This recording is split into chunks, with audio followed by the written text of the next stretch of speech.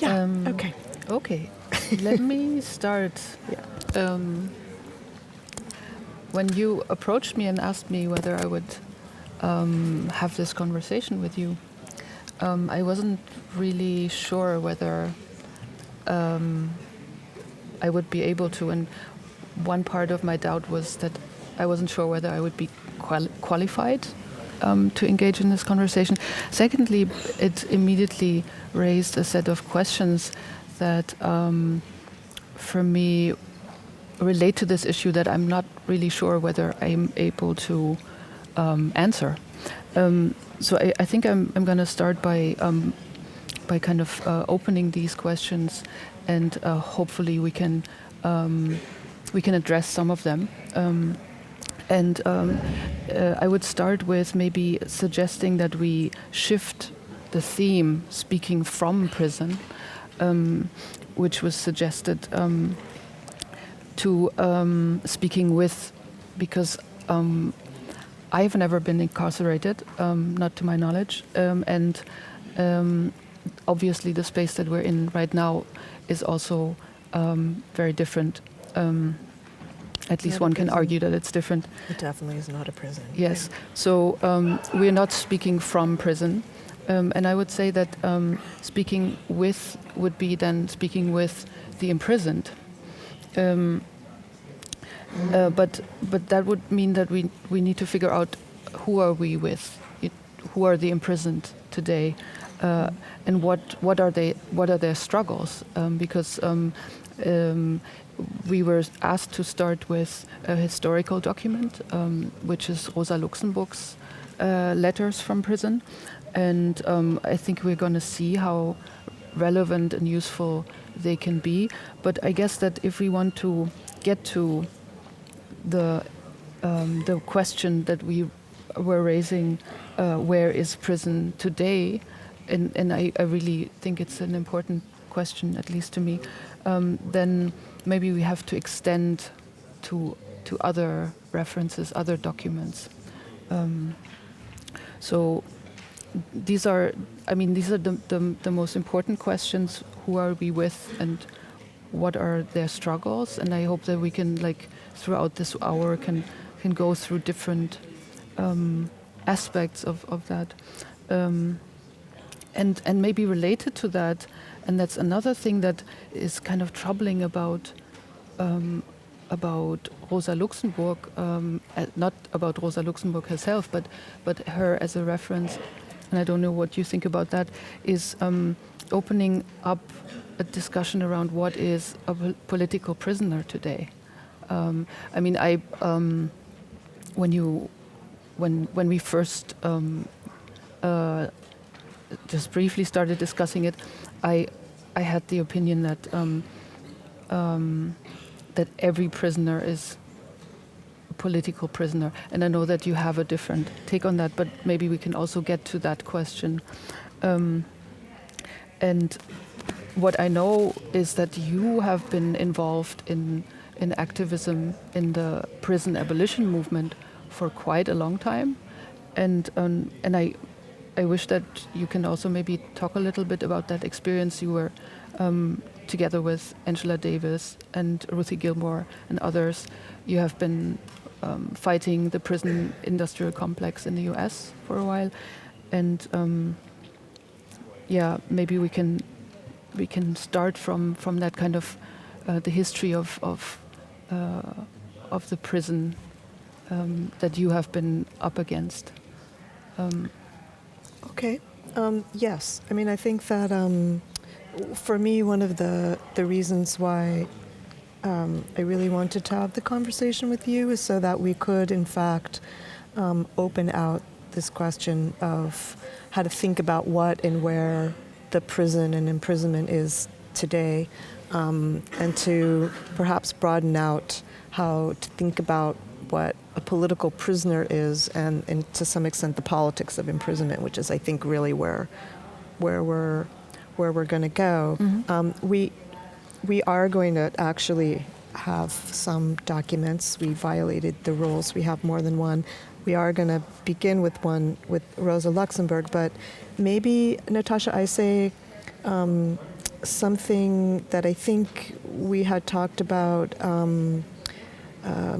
to sort of set the grounding for where we're going, about what abolition might mean as a kind of perspective that I think is guiding our conversation and where it's going to go.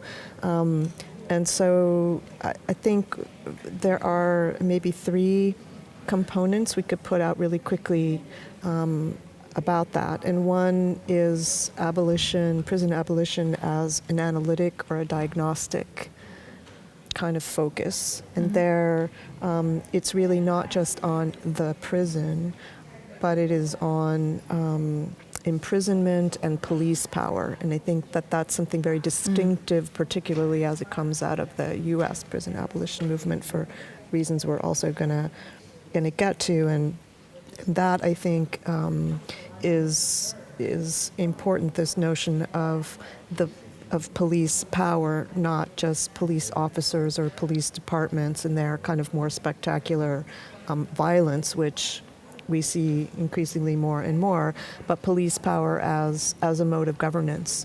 The, if you like, power to dispose of present threats to social order and to kind of avert future dangers to it. And so in that sense, both the authority to create crimes and criminals and to, in effect, predict dangerousness. So that whole question of police power, not just the prison as a place, but imprisonment and policing as a co-joined mechanism of police power.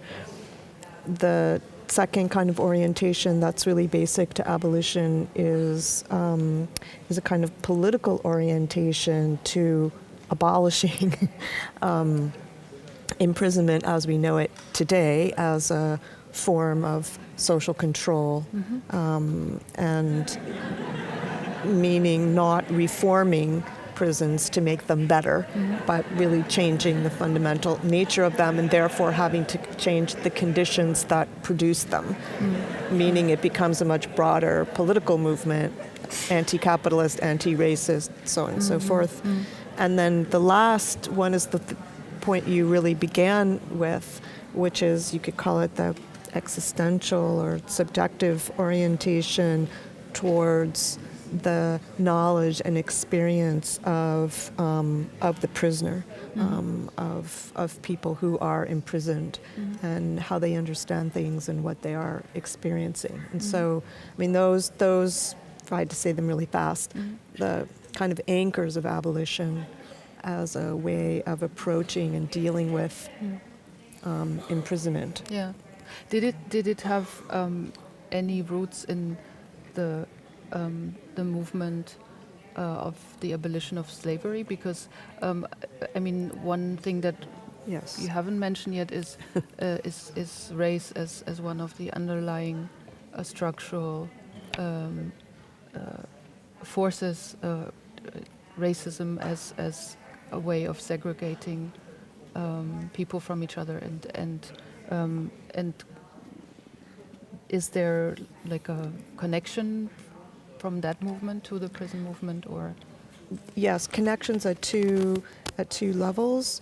At one level, at the connection of police power, certainly very much now, doing, if you like, the kind of racial ordering work that the state has formally kind of disavowed in a post-civil rights or multicultural context.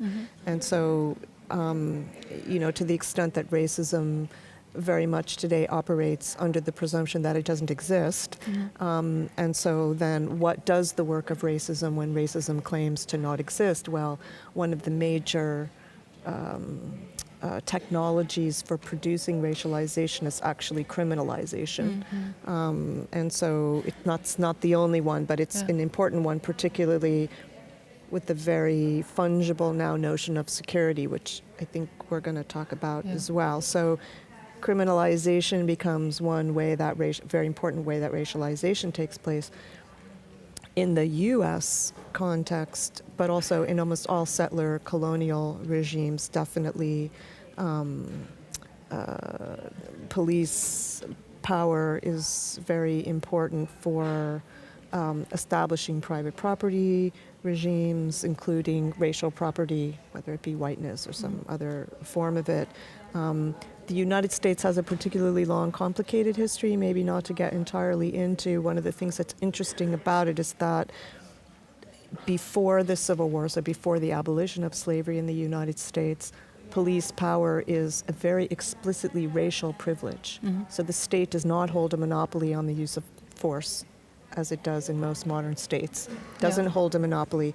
In fact, slave owners and their proxy overseers, have their own slave own patrols, security and they have the right actually to police in that sense. So that, where that goes in terms of judicial history in the United States, as gets passed down effectively as the specific right of property owners to exercise police power when threatened. You know this as stand your ground. This was the terms upon which George Zimmerman was acquitted in the shooting of Trayvon Martin. So yes, that's all happening in that way. The prison abolition movement, as it re-emerged really in the mid 80s, early 90s, was kind of a second wave of it. It emerged in an earlier era that we'll hopefully get to talk about in the 1960s and 70s. Is that where mass incarceration already started, or was that more in mass the 80s? Incarceration is, the grounds for it are beginning, but it hasn't quite happened yet, but it's going to happen. And in some ways what people call the second Reconstruction, so that radicalization of the civil rights movement that begins really in the 30s and the 40s, that takes its form in the 60s and the 70s, produces a focus on the prison. And so there is kind of an initial moment of abolition then, and then it kind of dies out and then it gets picked back up again. And in between there's a European variant of it that comes from basically the radical criminologists, primarily in the Scandinavian countries, who do a good deal of theorizing of it. And there's a moment when they don't get along too well, and now everybody is, I think, a little bit more on board. The Quakers being a very important brokering group between them, but they come out of very different political cultures, and so the feeling of it is different. But yes, the part of the prison abolition movement, like critical resistance and stuff that I'm been involved in, comes out of the black struggle. That's so it does come out of that. You mentioned, like in an earlier discussion, four models, maybe one can say, of captivity or confinement, that are maybe the classical models, but I think they could be helpful for us to come back to when we go to less classical models. Okay. Because I think, what you just mentioned about police power and how it defines and then directs what is seen as crime, and how that becomes a force dividing populations and so on and so forth. We will find in other places, what kind of modes or models of captivity there are, I would like to know before we go. Maybe then to Rosa Luxemburg. No, we have to start with our first document. With our first. Okay, well, let's say them, and then it'll be maybe make more sense why we're going to say what we want to say about the wonderful Rosa Luxemburg. There are, I think this is fair, just as a summary.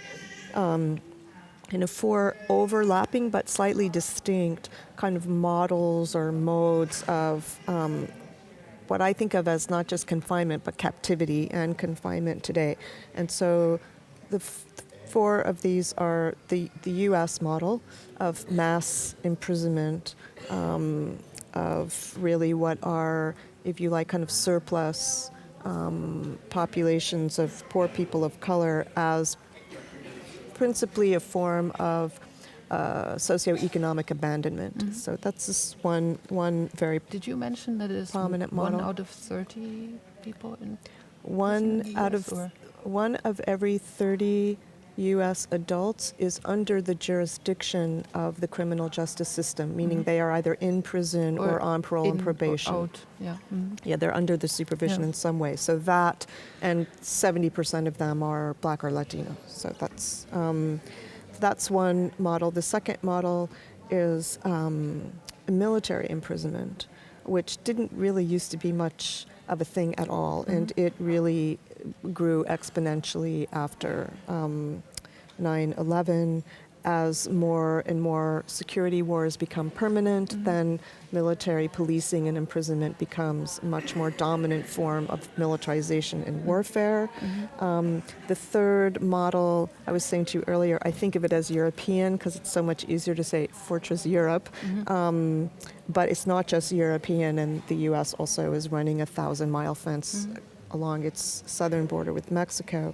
But this is the model of the increasing arrest and detention and criminalization of refugees, asylum seekers, migrants, people moving one way or the other in the United States, but not only. This is also true in Europe.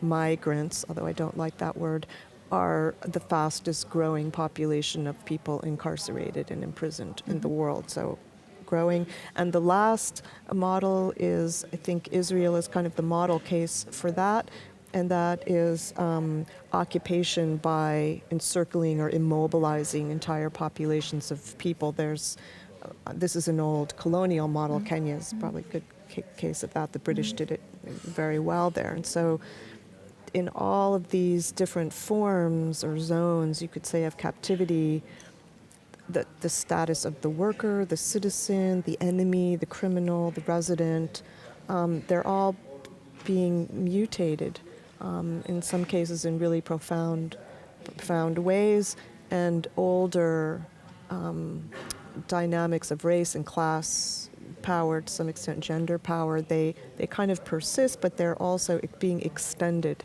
And one of the ways we see this is, of course, the very physicality of the prison. On the one hand, it becomes more extreme, more extract, solitary confinement, really closed in a concrete box, no windows, you don't get out for 23 hours a day, but also then more abstract. You know, camps, the whole city as Gaza as an open air prison, for example, you know, the whole notion of safe haven being, anyway, so it all gets, all these dynamics kind of create a certain mutation, you could say. And so if we want to try to understand these developments and what kinds of political activity works to counter and contest it, then yeah, we need to directly address, you know, the first question you put to me when I asked you to do this, which is why I asked you to do this. And you were like, well, what prison? Where's the prison? So that's ergo our title. Yeah. You know, where is it? Well, now it's not only in the same place we thought it was. Yeah, yeah. So when you read Rosa Luxemburg's letters from prison, it feels like, even though, of course, you know, she spent a lot of time in prison and eventually was also killed, but it feels in, you know, if you compare it to kind of more contemporary prison experiences, it feels very different. I mean, I wouldn't say better, but Exceptional. Yeah, I mean, even in that, even in her own moment, it was somewhat exceptional. Yeah. If I read a little bit of this Yeah, letter, that will yeah. become Yeah. clear, and we can explain why. Rosa Luxemburg spent a considerable amount of time in prison. She had 3 different stints in prison, the last 2 years being the longest, right? And she died shortly after she was killed, shortly after she was released. And she wrote a lot of letters in general in her life. And she wrote a lot of letters from prison, including a series to her friend Sophie Liebknecht, Carl, her friend Carl's wife. And they were actually collected and published. And so I want to read one from these because it's very similar to a lot of her letters. You get a good sense of it. And this one is from when she was at Breslau. Am I say that right? Breslau, yeah. In Breslau, May 12, 1918. So she was released from a prison not till November. Yeah. The 8th of November is when she was released. So she calls her Sonichka. Sonichka. Your little note gave me so much pleasure that I must answer it at once. You see what enjoyment you got out of your visit to the botanical gardens and how enthusiastic you are about it. Why don't you go there oftener? I assure you that it means a great deal to me when you promptly record your impressions with such warmth and color. Here, unfortunately, I can only watch the crests of the trees that show over the top of the wall a long way off. I see them turning green and try to guess their species from the tint and general shape. The other day, someone brought a fallen branch into the house. Its strange aspect attracted much attention, and everyone wanted to know what it could be. It was an elm. Do you remember how in my own street in the South End I showed you an elm laden with fragrant pinkish-green clusters? This was in May, too, and you were delighted with the wonderful sight. For my part, however, my interest in organic nature is almost morbid in its intensity. A pair of crested larks here have one young bird. No doubt the other 3 have come to a bad end. This little one can already run. You may have noticed the quaint way in which crested larks run.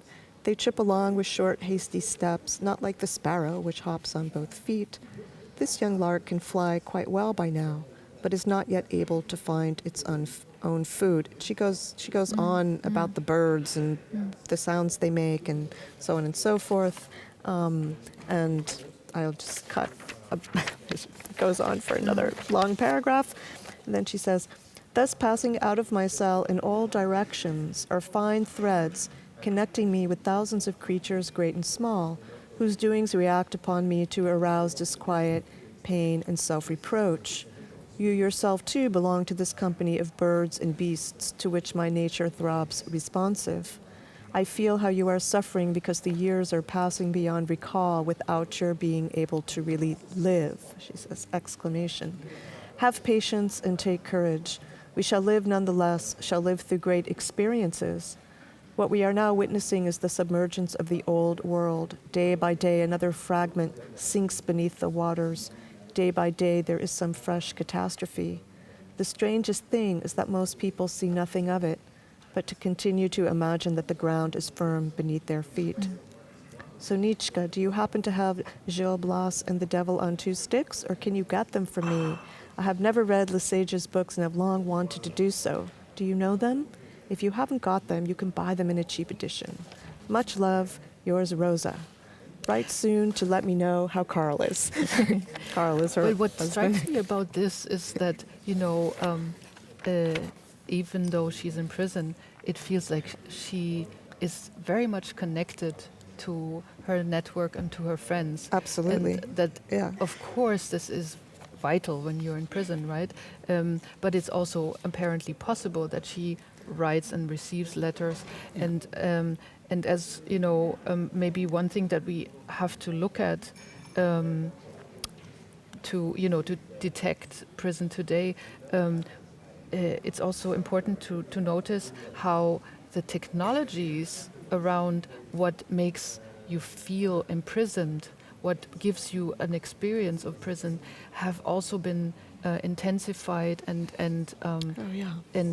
become much more scrutinizing this point of punishment, not only punishment, torture and breaking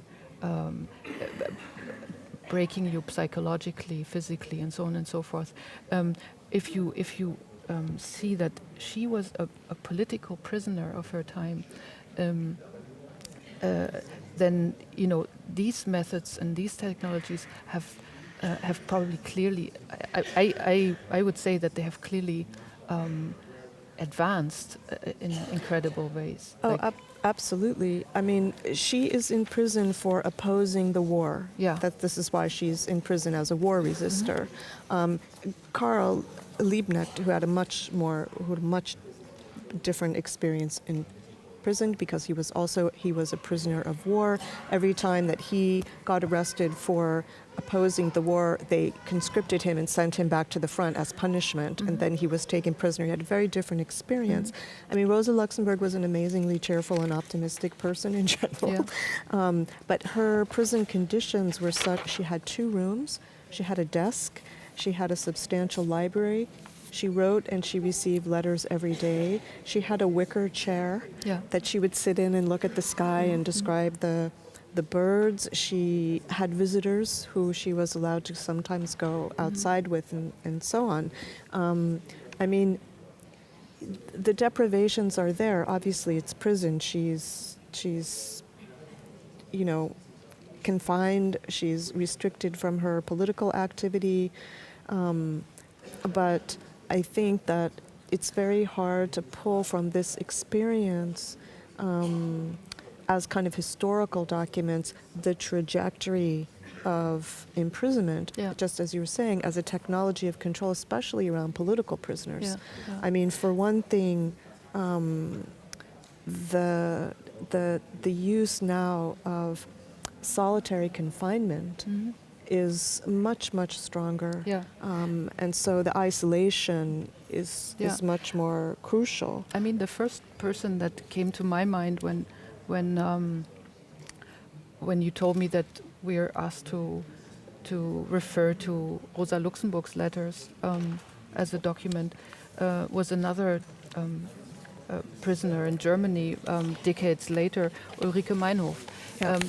In so many respects, I think it's necessary to put her next to Rosa Luxemburg, and firstly because it's quite obvious why in a place like HKW it's okay to have Rosa Luxemburg as a reference, but it's another thing to have Ulrike Meinhof as a reference, because there's a huge rehabilitation around Rosa Luxemburg. I don't think it's a coincidence that there is an officially commissioned monument for Rosa Luxemburg on Rosa Luxemburg Square.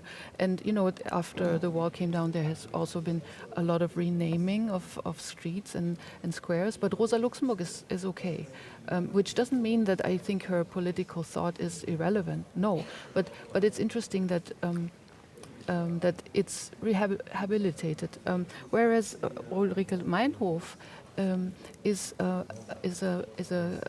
figure, a person who is still, or once again, kind of critical to mention as a reference. If you're not saying in the same, in the same sentence, yes, and she was a terrorist, and yes, it was all wrong, and so on and so forth. What happened, for example, during the past, I would say, 20 years, is a rewriting of history that turns her from a political prisoner into a terrorist, and kind of erases the reasons for her activities, the movement that she was part of. I mean, in some ways, what they were up against was that they were living in a country that was still run by Nazis. They were living in a country that the revolution that Rosa Luxemburg was trying to make was forestalled and had to be restarted. I mean, this is the irony to some extent. that Rosa Luxemburg is murdered to prevent the political possibility that she is fighting for and that she represents. She's very prescient about so many things, including about the importance of militarism. Yet, of course, she wrote nothing, interestingly, she wrote nothing about prisons, not a word, unlike Ulrike Meinhof, who did the big expose of the youth reformatories, very important here. And you see, of course, then a whole another generation have to try to make the same revolution.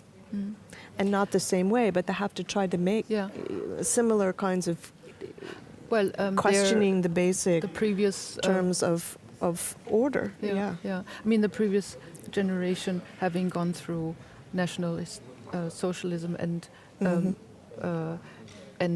have seeing how corrupted the system was with everything being still in place. I think it added another layer to the movement that then also led to the founding of the Red Army fraction. But what it also led to is another another complex of invention of technologies and of laws towards imprisonment and you should towards talk policing. more about that, because this is stuff that you had talked to me about, which is very interesting. Comparing the prison experience that you sense from Rosa Luxemburg's letters and that you sense from Ulrike Meinhof's accounts of imprisonment are testimony to this type of imprisonment. For the Red Army faction, the German government built a prison in Stammheim, and this prison was built to have a whole unit that is an isolation unit. And the prisons inside this unit would be completely isolated from each other, having no sound emission, and constant lights on, the sensory things deprivation and all sensory that, deprivation, the things that have become known as the elements of solitary confinement. That type of prison that they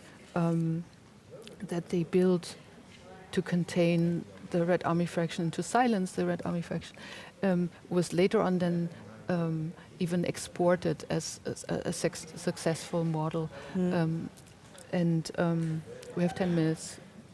That's crazy. Oh my goodness. So maybe I cut this short and just, the F4 type prisons were, for example, exported to Turkey to confine the Kurdish movement and led to the hunger strike in prison in Turkey.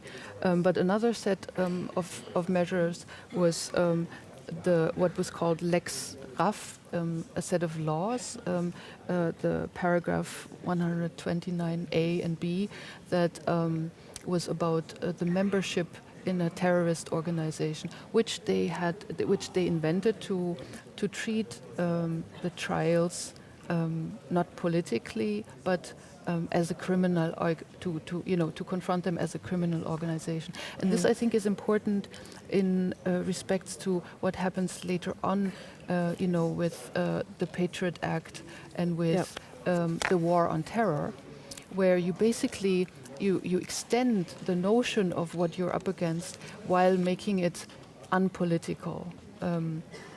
And I think in these two senses, it's very important what happened with the RAF.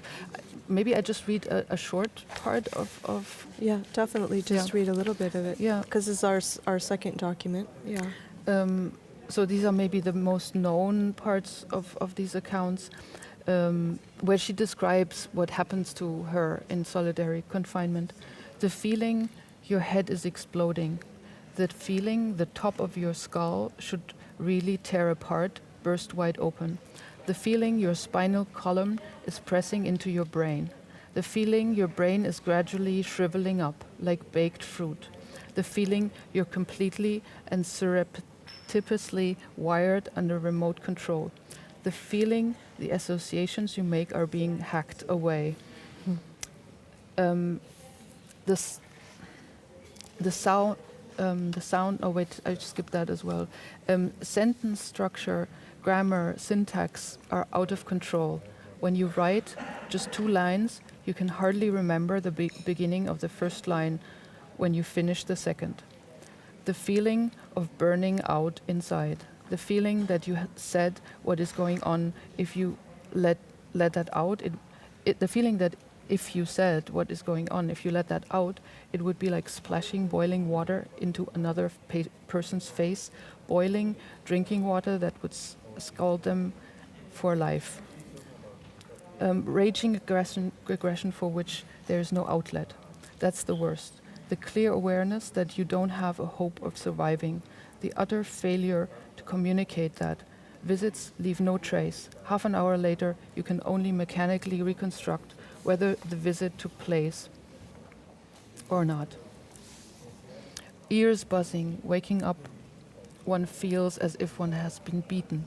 The feeling one moves in slow motion. The feeling finding yourself in a vacuum as if you're encased in lead. That everything exists in a cell that makes it in no obvious way different from any other cell.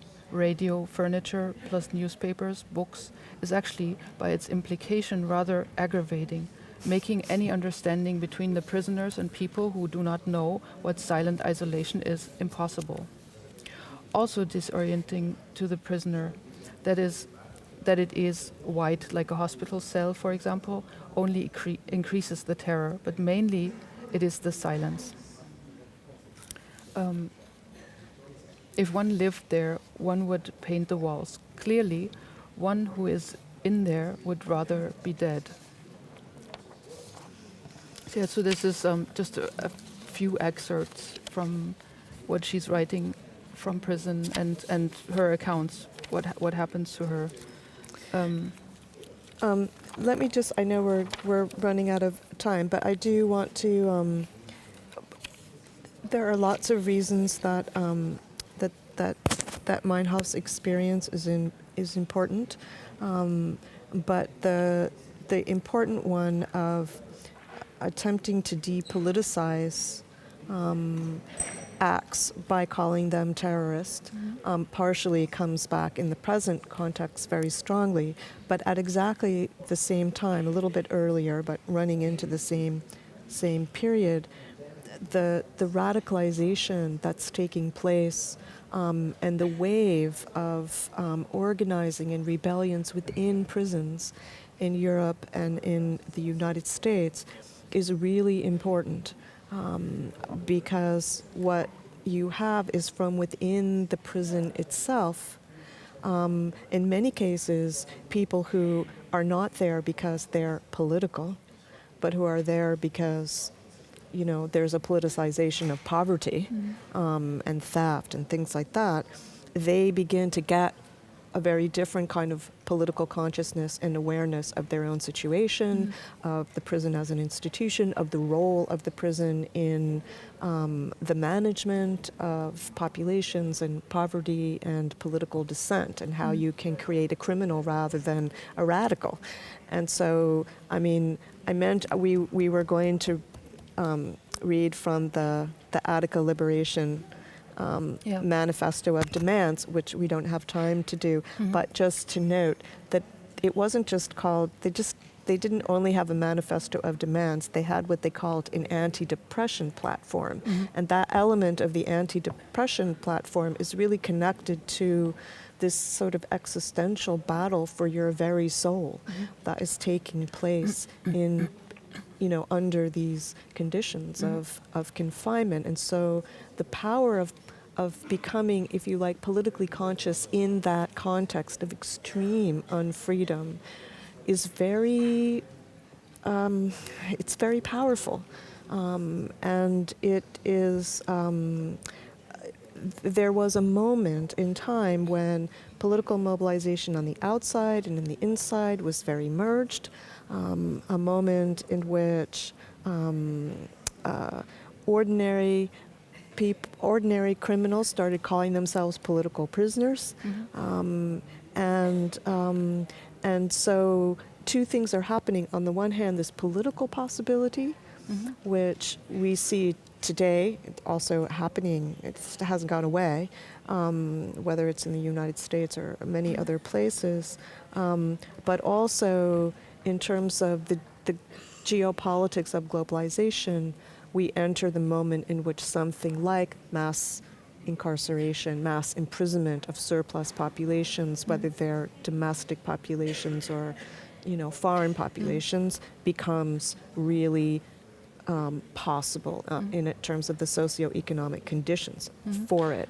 So we can't even understand Guantanamo in the immigration detention centers until we see that condition of possibility that is established here. The ideological grounds for it, the physical infrastructure for it, the development of these regimes of solitary confinement, and so I don't think they're applauding for us. I know, but maybe it's already Maybe finished, it's over. or I don't know. We didn't finish. No, we're not even halfway through. But let me see the time. No, it can't be finished. Is it 9? It's 9:15. Yeah, But we didn't started start. at past, so we just keep on talking. I think we can keep on talking for a moment.